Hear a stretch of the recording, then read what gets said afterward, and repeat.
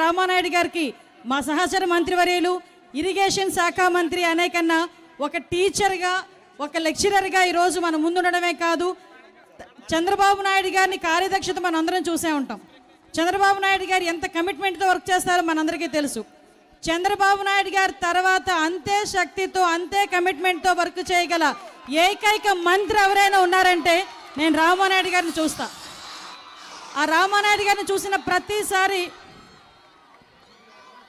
ఆ కమిట్మెంట్ కానీ ఆయనకున్న నిబద్ధత కానీ హార్డ్ వర్క్ కానీ చూస్తూ ఉంటే నిజంగా ఇలా ఉండాలేమో అని చాలామందికి ప్రేరణ ఇచ్చే వ్యక్తి. అటువంటి వ్యక్తి ఈరోజు ఒక మంచి నినాదం తీసుకొని ఆడపిల్లలని రక్షించుకోవాలి అని చెప్పి సేవ్ గర్ల్ చైల్డ్ అనే కార్యక్రమాన్ని తీసుకురావడమే కాకుండా ఇక్కడికి నాలాంటి వాళ్ళని చాలామందిని ఇక్కడికి పిలిచి మిమ్మల్ని అందరినీ కూడా ఇన్స్పైర్ చేయడానికి తన సామాజిక బాధ్యత నిర్వర్తిస్తున్నందుకు ఒక ఆడపిల్లగా, ఒక మహిళగా, ఒక తల్లిగా మీకు ఇక్కడ ఈ స్టేజ్ మీద శిరస్సు వంచి మీ అందరికీ కూడా నమస్కారం తెలియజేస్తున్నా. ఎందుకంటే ఇది ప్రతి ఒక్కరు కూడా తీసుకోవాల్సిన ఒక సామాజిక బాధ్యత. ఈరోజు ఈ కార్యక్రమానికి ముఖ్య అతిథులుగా నాతో పాటు ఇందాకే చెప్పారు ఈ జిల్లాకి రాణి నాగరాణి గారు అని. నేను నాగరాణి గారిని ఒక కలెక్టర్ని ఒకరినే చూడను, ఒక తల్లిని చూస్తాను, ఒక భార్యని చూస్తాను. భర్త చనిపోయిన తర్వాత కూడా ఎక్కడ కూడా ఇంత చిన్న కూడా తను ఎంత లోపల దుఃఖం దిగమింగుకొని కూడా బయటికి తెలియనివ్వకుండా ఈరోజు ఒక కలెక్టర్ స్థాయికే రావటం కాకుండా వాళ్ళ బిడ్డని ఎంతో ఉత్తమంగా పెంచిన ఆ తల్లికి, కలెక్టర్ గారికి ప్రత్యేకంగా నేను ధన్యవాదాలు, నమస్కారాలు తెలియజేసుకుంటున్నా.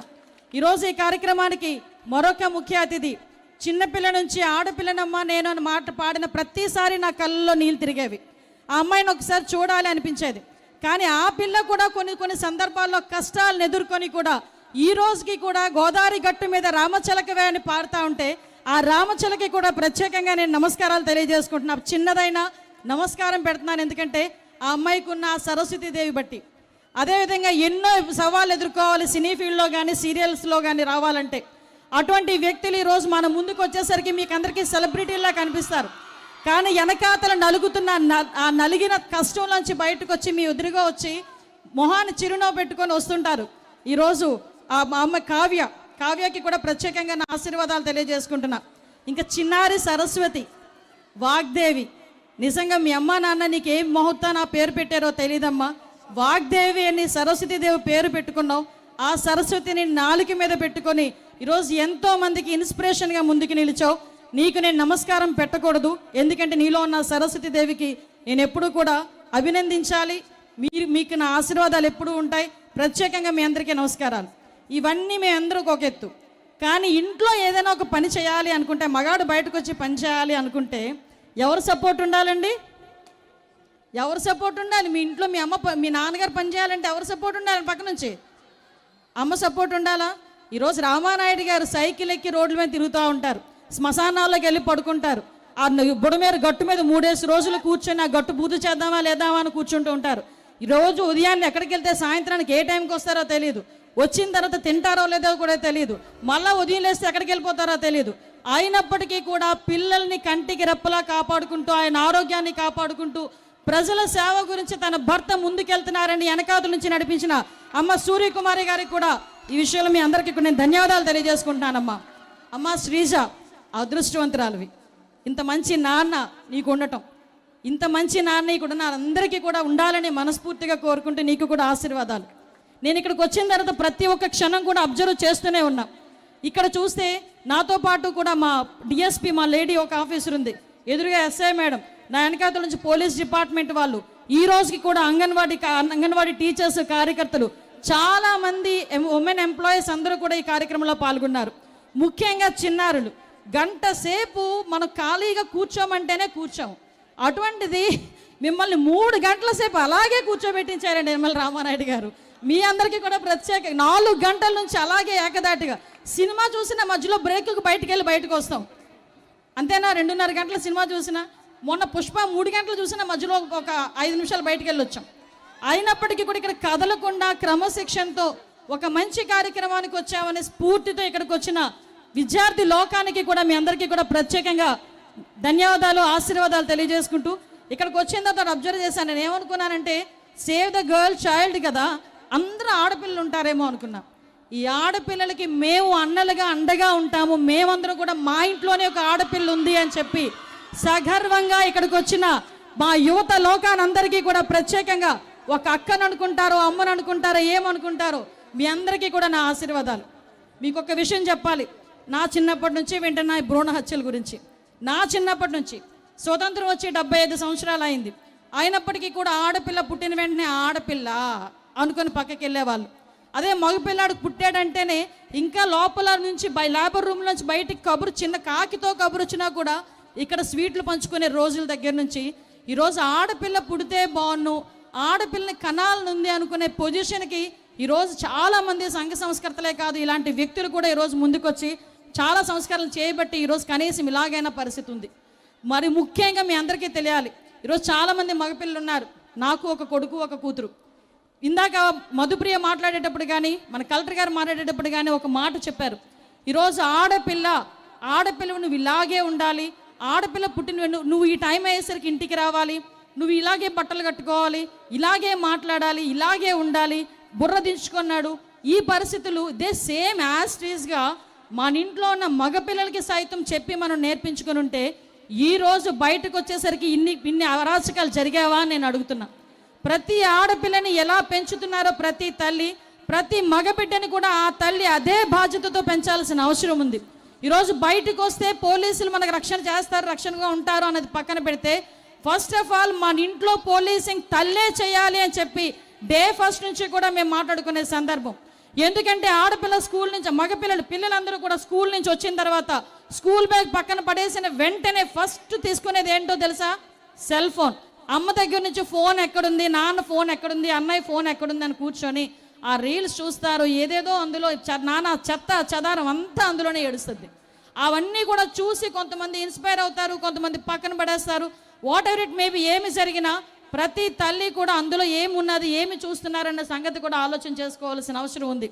ముఖ్యంగా ఆడపిల్ల పుట్టిన తర్వాత ముఖ్యంగా చాలా సందర్భాల్లో చెప్తాను, ఆడపిల్లని చాలా చులకనగా చేసే ప్రతి సమాజానికి కూడా ఆ ఆడపిల్ల తల్లి గర్భం నుంచి పుట్టిన ఒక ఆడదాని నుంచి పుట్టిన శిశువుగానే మనం కూడా భావించుకోవాలి. ఇందాక వాగ్దేవ పాట పాడింది, బ్రహ్మ గురించి మాట్లాడినా కూడా ఒక తల్లి బిడ్డే అని. అటువంటిది ఈరోజు నువ్వు చులకనగా చూస్తున్నదో, నీచంగా చూస్తున్నదో, అంటే అశ్లీలంగా చూస్తున్నదో, నీ తల్లి లాంటి ఒక ఆడదాన్ని చూస్తున్నాను అన్న ఆలోచన వచ్చిన ప్రతిసారి కూడా ఈ అరాచకాలు తగ్గుముఖం పట్టాలి, పడుతూనే ఉంటాయి. ఎందుకంటే ఈరోజు నేను ఒకటి చెప్తున్నాను, భ్రూణ హత్యల గురించి ఒకసారి మాట్లాడుకున్నాం. భ్రూణ హత్యలు ఇంకా కడుపులో ఉండగానే ఆడపిల్లని చిదివేస్తున్నారని చెప్పి చాలా బాధపడ్డాం. కానీ ఈరోజు ఆడపిల్ల పుట్టిన తర్వాత నెలల రోజుల పసికందుని కూడా, ఆ పసికందును కూడా ఆడదాన్ని చూసి వాళ్ళ మీద కూడా అత్యాచారాలు చేసే మృగాళ్ళు ఈరోజు మన మధ్యలోనే ఉన్నారంటే ఒక్కసారి మన పొజిషన్ ఏ పొజిషన్లో ఉందో ఒక్కసారి మనం ఆలోచన చేసుకోవాలి. ఎందుకంటే ఈరోజు నేను హోమ్ మినిస్టర్గా నేను చూస్తున్నా, కొన్ని సందర్భాలు చూస్తుంటే భయం వేస్తుంది. 6 నెలల ఆడపిల్ల, 8 సంవత్సరాల ఆడపిల్ల, 6 సంవత్సరాల ఆడపిల్ల. అరే ఆడపిల్ల రోడ్డు మీదకి వెళ్తే పొట్టు బట్టలు వేసుకుంటే అవతలోడికి అలా ఉండదా అని చెప్పి మాట్లాడే రోజుల నుంచి ఏ ఆడపిల్ల చిన్న పొట్టి బట్టలు వేసుకుందని 6 నెలల పసికందును కూడా అత్యాచారం చేయడానికి సిద్ధపడుతున్నారంటే ఒకసారి మనలో ఉన్న మానసిక రుగ్మత అనుకోవాలా, మన సమాజంలో పట్టిన ఇలాంటి పీడ శక్తుల్ని ఎదిరించాలి అనుకోవాలో ఇక్కడున్న ప్రతి ఆడబిడ్డ ఆలోచన చేసుకోవాలి. ఎందుకంటే ఆడపిల్ల అనేసరికి చాలా నీచంగా పరిస్థితులు. ఆడపిల్ల కనాలంటే, ఒక బిడ్డని కనాలంటే మనం ఒక చిన్న చేతికి చిన్న గీత గీస్తేనే అమ్మ అని చెప్పి 4 కుట్లు వేయించుకొని 40 రోజులు ఇంట్లో పడుకునే పరిస్థితి. అటువంటిది ఒక ఆడది ఒక బిడ్డని కనాలంటే ఒక కత్తితోని 7 సార్లు 10 సార్లు పొడిస్తే వచ్చే నొప్పి 7 సార్లు, అది 7 times పుడితే ఎలా నొప్పి వస్తుందో అంత నొప్పితో నీలాంటి ఒక బిడ్డని కని ఎంతో అల్లారు ముద్దుగా ఆ బిడ్డని పెంచుకొని ముద్దులాడుతున్న అన్నం తినిపించుకొని పిల్ల స్కూల్కి వెళ్తుంటే మురిసిపోయి, కాలేజ్ ఏజ్ వచ్చిందంటే ఒక రకంగా ఒక ఫంక్షన్ చేసి ఒక ఆడబిడ్డని ఇంత అందంగా పెంచుకోవాలా అని కూలి పనులకు వెళ్ళి ఆడది కూడా ఆ ఆడబిడ్డని చాలా చక్కగా చూసుకోవాలి, మగపిల్లని చాలా చక్కగా చూసుకోవాలనుకున్న పరిస్థితి నుంచి ఈరోజు ఎవ్వరూ ఏదీ కాకుండా ఆ ఆడబిడ్డలను తీసుకెళ్ళి 6 సంవత్సరాలు, 7 సంవత్సరాలు, 8 సంవత్సరాలు, ఒక్కొక్కసారి ఆ మాట వింటుంటే భయం వేస్తుంది. నేను ఈరోజు ఈ వేదిక సాక్షిగా నేను నిమ్మల రామానాయుడు గారికి కూడా ఒకటి నేను వేడుకుంటున్నా. సార్, మీరు సేవ్ ద గర్ల్ చైల్డ్ అని చెప్పారు. పుట్టే బిడ్డ గురించి ఈరోజు మనం మొన్నటి వరకు మాట్లాడుకున్నాం. పుట్టిన తర్వాత ఆడబిడ్డ రక్షణ గురించి కూడా ఒక సామాజిక బాధ్యత తీసుకొని మీలాంటి మంత్రులు మాలాంటి మనవలాంటి అందరం కూడా ఈరోజు చేయి కలిపి ఆ రక్షణలో ముందుకెళ్లాల్సిన బాధ్యత కూడా ఉంది. ఎందుకంటే ఈరోజు విపరీతంగా గంజాయికి డ్రగ్స్కి బానిసైపోయి యువత ఎంతమంది ఎన్ని ఇబ్బందులు పడుతున్నారో మనకు తెలుసు. ఈరోజు చాలామంది యువతకి ఏంటంటే సినిమాలు చూసేసరికి ఒక ఇన్స్పిరేషన్. నేను సినిమా వాళ్ళని తప్పు పట్టట్లే, కానీ ఆ సినిమాలో ఉన్న మంచి కన్నా సినిమాలో ఉన్న చెడే ఎక్కువగా అట్రాక్ట్ అవుతుంది. అటువంటి పరిస్థితుల్లో ఓ గాంజాయి తీసుకుంటేనో ఒక డ్రగ్స్ తీసుకుంటేనో ఒక మందు తాగితేనో అదో పెద్ద హీరోయిజంలా ఫీల్ అయ్యే ఇటువంటి పరిస్థితుల నుంచి అది కాదు హీరోయిజం అంటే. ఒక ఆడబిడ్డకి అన్యాయం జరిగితే ఒక ఆడబిడ్డ ఆపదలో ఉంటే రక్షించే పొజిషన్లో వచ్చినప్పుడే వాడు హీరో అవుతాడన్న భావన మన అందరిలోని కలిగే పరిస్థితి రావాలని నేను మనస్ఫూర్తిగా కోరుకుంటున్నాను. ఈరోజు గాంజాయి డ్రగ్స్ ఎంత దారుణంగా పరిస్థితులు పెరిగిపోయినాయి అంటే ఇక్కడ చాలామంది తల్లిదండ్రులు ఉన్నారు. మన పిల్లలు ఏదో రకంగా ఇంట్లో రూముల్లో కూర్చొని చదువుకుంటున్నారేమో అనుకుంటాం, గడ్డలు పెట్టుకొని రోజంతా రాత్రంతా చదువుకుంటున్నారేమో అనుకుంటాం. వాళ్ళు కావాలని ఏది కూడా వాళ్ళు అలవాటు చేసుకోరు. ఏదో ఉన్న సిచ్యువేషన్లోనో వాళ్ళ తాలూకా స్నేహితుల ప్రోద్బలంతోనో వాళ్ళు ఆ గంజాయికి డ్రగ్స్కి అలవాటు పడిన తర్వాత వాళ్ళు చేసే ఆకృత్యాలు వాళ్ళ జీవితాలే నాశనం అయిపోతున్నాయి. ఈరోజు నా పిల్లడికి గట్టిగా తిడితే ఏడుస్తాడేమో, ఇంట్లోంచి వెళ్ళిపోతాడేమో అని భయపడి ఏ తల్లిదండ్రులైనా ఆ బిడ్డడికి చెప్పడం మానేస్తే ఆ తర్వాత పిల్లోడు పెద్దాడయ్యి చేసిన నేరాలకి ఆ తల్లే నిజంగా ఒక రకంగా చెప్పాలంటే బాధితురాలు, బాధ్యత వహించాల్సిన అవసరం ఏర్పడతా ఉంది. ఎందుకంటే గౌరవ లోకేష్ గారు పాదయాత్ర చేస్తున్నప్పుడు నేను ఉన్నాను, చంద్రగిరి నేను వెళ్ళాను. ఆ రోజు ఒక ఆడబిడ్డ తల్లి పిల్ల మొత్తం స్కార్ఫ్ కట్టుకొని వచ్చారు మా దగ్గరికి. వచ్చేసరికి ఏంటమ్మా అంటే ఏడుస్తుంది ఆ తల్లి. ఎందుకు ఏడుస్తున్నావమ్మా, ఏంటి, ఏం జరిగింది అంటే లోకేష్ గారు అన్నారు ఒకసారి వెళ్ళి మాట్లాడండి అమ్మా అని. పక్కకి వెళ్ళి మాట్లాడితే ఆ అమ్మాయి 9వ తరగతి చదువుతున్న పిల్ల. ఆ 9వ తరగతి చదువుతున్న పిల్లకి గాంజా అలవాటు చేశారు. ఆ అమ్మాయి గాంజా తీసుకోవడం మానలేకపోతుంది. ఆ అమ్మాయికి ఆ టైంకి గాంజా పడకపోతే కనుక షివరింగ్ వచ్చి ఆ అమ్మాయి చచ్చిపోతుందేమో అన్న బెంగ.